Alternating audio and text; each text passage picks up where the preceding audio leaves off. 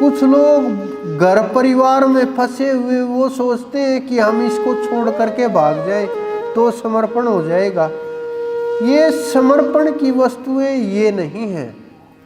समर्पण की वस्तुएं हैं आपका मन, आपकी जो ये सांस चल रही है ये सांसें, आपकी बुद्धि, आपका जो अहंकार है ये उस परमात्मा के समर्पण की वस्तु है। जब आप ये उनको समर्पण कर दोगे तो आपका कुछ शेष नहीं रहेगा और परमात्मा का ही सब कुछ हो जाएगा, क्योंकि वो बाहर ढूंढने खोजने से नहीं मिलेगा।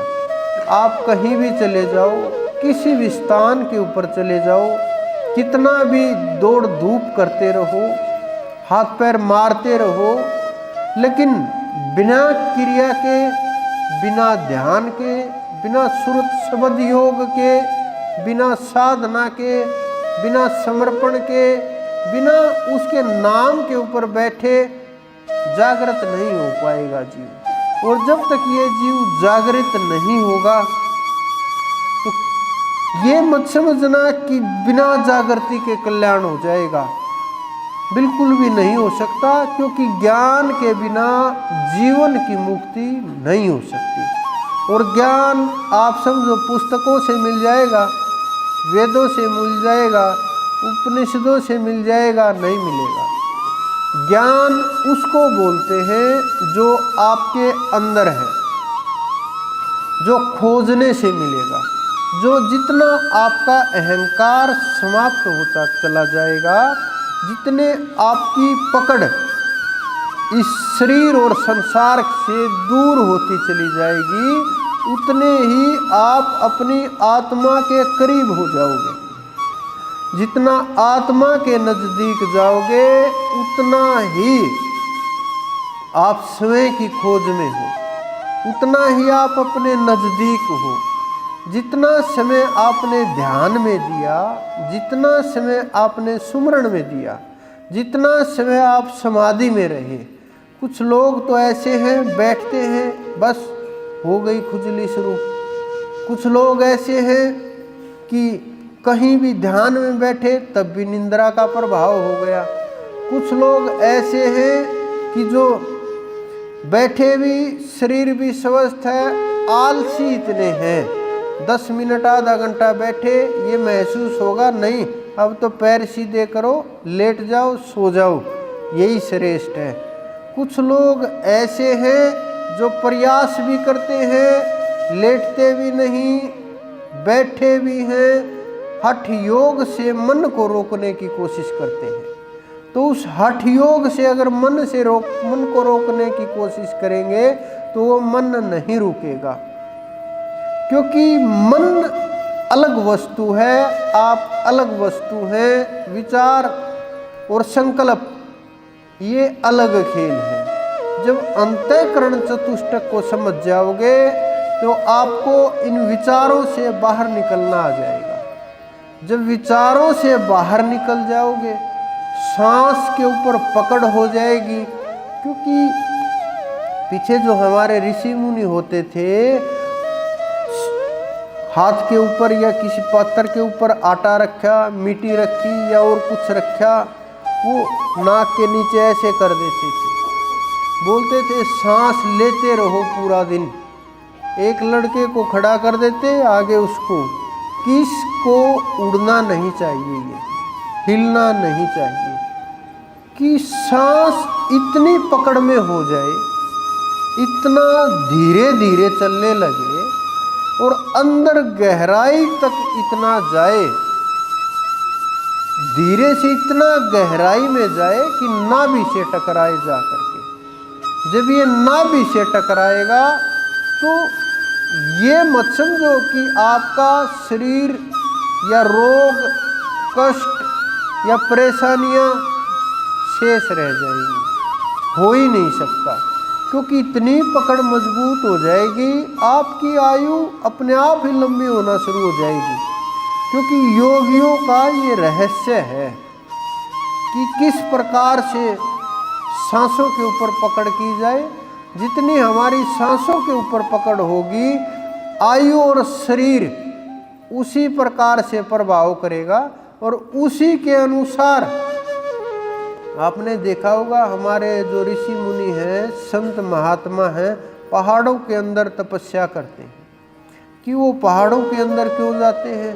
पहाड़ों के अंदर हमारे वेदों में बोला गया है कि पहाड़ों में जाओ, वहाँ साधना करो। हमारे वेदों में बोला गया है।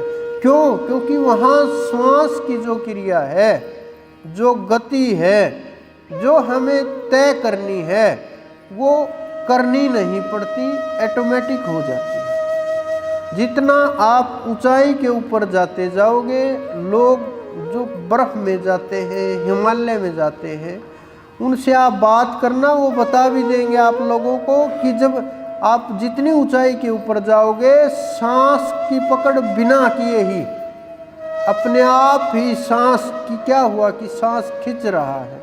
कहाँ खींच रहा है? कोई खींच थोड़ा ना रहा है, किसी ने पकड़ थोड़ा ना रखा है, कोई रोक नहीं रहा। ये नेचर के साथ उस सांस को जोड़ देते हैं और उस नेचर के साथ सांस जुड़ने के कारण से सांस की जो गति है वो प्रकृति अपने अनुसार ही उसका प्राणायाम शुरू कर देती है।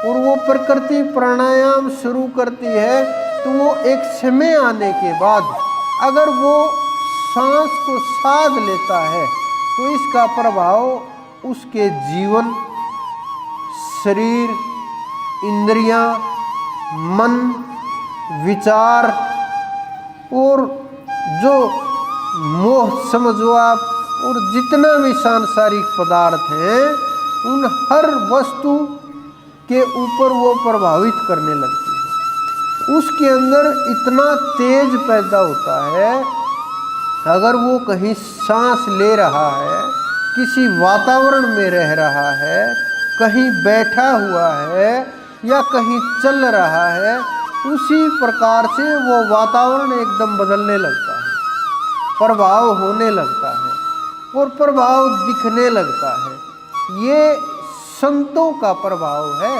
ये श्वासों का प्रभाव है, ये तेज का प्रभाव है। जब आप ये करने लगेंगे तो आपको ये नहीं सोचना पड़ेगा मेरा मन लगाना है नहीं लगाना, हटाना है नहीं हटाना।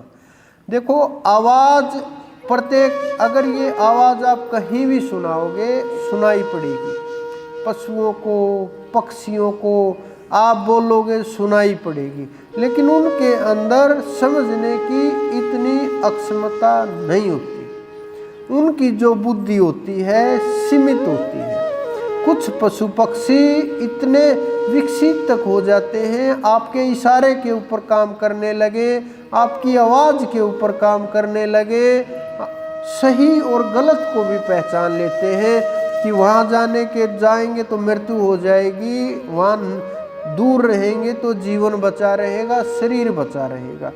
हित अनहित पशु पक्षी उजाना, मानुष तनु गुण ज्ञान निदाना। तो अच्छा और बुरा तो पशु पक्षी भी जानते हैं, लेकिन जो मनुष्य का शरीर है वो गुण और ज्ञान के लिए है। अगर हमारे अंदर ज्ञान ही पैदा नहीं हुआ तो आप जैसे वहाँ से आए थे, जो कुछ आप ले करके आए थे, वो भी आपका खजाना खाली हो जाएगा। क्योंकि उन्होंने मानव जन्म के लिए जो हमने पिछले जन्मों में कर्म किए, उनके कारण से हमें मानव का शरीर मिल गया। लेकिन अगर हमने इस जन्म में उस परमात्मा को पा लिया, क्योंकि आप लोगों के पास मौका भी है, समय भी है, परिस्थिति भी है, रास्ता दिखाने वाले भी हैं, चलाने वाले भी हैं, पहुंचाने वाले भी हैं, और उसके दरबार में ले करके हाथ पकड़ के ले जाने वाले भी हैं। तो ऐसी परिस्थिति, ऐसा वातावरण, ऐसी सब चीज़ें एक साथ इकट्ठा नहीं हो पाएंगी। अगर ये सब चीज़ें एक साथ इकट्ठा हो गई तो हम मनुष्य क्या पता बने ना बने, किस योनि के अंदर हो, कहाँ हमारा जीवन हो, कैसा हमारा व्यवहार हो, कैसे हमारे कर्म हो, साधना कर पाए ना कर पाए।